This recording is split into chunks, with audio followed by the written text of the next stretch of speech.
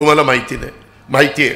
आणि खुशाल आमचे चिरंजीव सांगतात हे सगळं साहेबांनी केलं. तिथल्या इमारती वगैरे सगळ्या कोण पाणी मारत होतो, कोण बांधकाम करत होतं, साहेबांचे आशीर्वाद होते, मी नाही म्हणत नाही.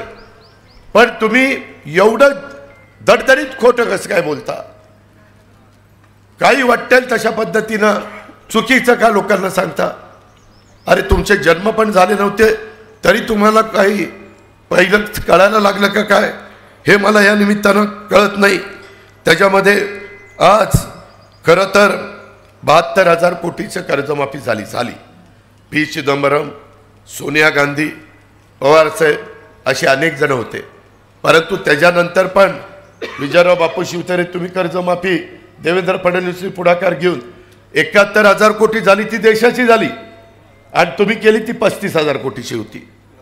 ह्यांनी 35,000 कोटीची केली, राज्याची ती देशाची.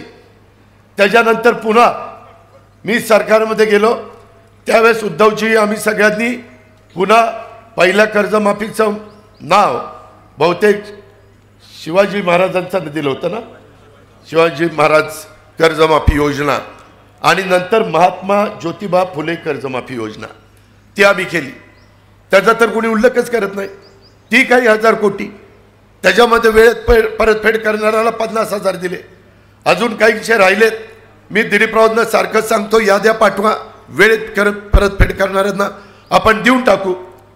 आम्ही पण नंतरच्या काळामध्ये कर्जमाफी राज्यात केली ना, वेगवेगळ्या प्रकारचे निर्णय घेतले ना. त्याच्याबद्दल जास्त कोणी बोलायला त्या ठिकाणी तयार नाहीये. आणि एकंदरीतच काम करत असताना वेगवेगळ्या पद्धतीनं काही जण सांगतात. एकाने तर काय सांगितलं की म्हणले धमक्या दिल्या जातात. आता कोण धमक्या देतंय? अहो एवढे तुम्ही सगळे बोलताय, गप खाली मान घालून गुमानी ऐकतोय. काही बघितलं मी धमकी देत बसलो असतो.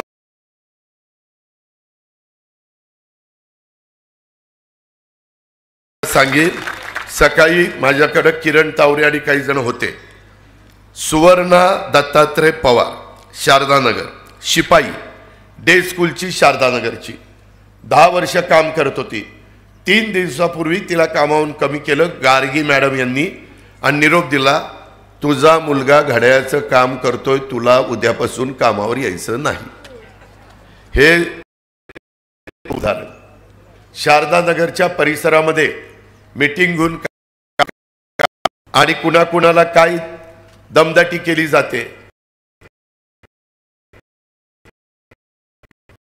कुणाचा गँग म्हणून उल्लेख करायचा आहे. आज मलिदा गँग, कुठं कसली गँग, अरे त्याच्यामध्ये यांना कुणाला जास्त नाही. करानो खरं तर आता विजय बापू, मंगलदास, बाबाराजे, आमचे वासू मान्यवर,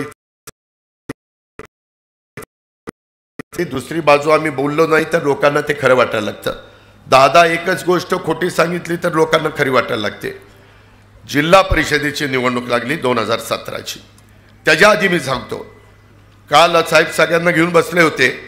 89ची निवडणूक, 89ला स्वर्गीय हिरेमठ काका, विजयराव कोलते, बारामतीतले काही लोक असे साहेबांना वर्षा बंगल्यावर भेटायला गेले.